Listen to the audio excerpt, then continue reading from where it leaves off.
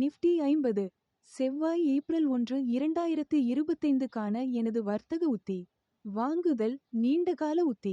23,500க்கு மேல் வாங்குதல். முதல் இலக்கு 23,600. இரண்டாவது இலக்கு 23,987.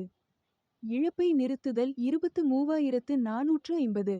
விற்பனை குறுகிய உத்தி. 23,450க்கு கீழே விற்கவும்.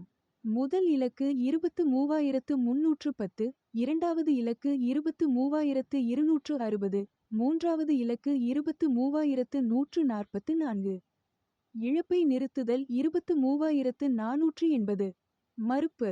மேலே உள்ள தகவல் வாங்குதல் அல்லது விற்பனை பரிந்துரை அல்ல. பங்குச்சந்தையில் எந்த நிலைப்பாட்டையும் எடுப்பதற்கு முன் உங்கள் நிதி ஆலோசகரின் ஆலோசனையை பெறவும்.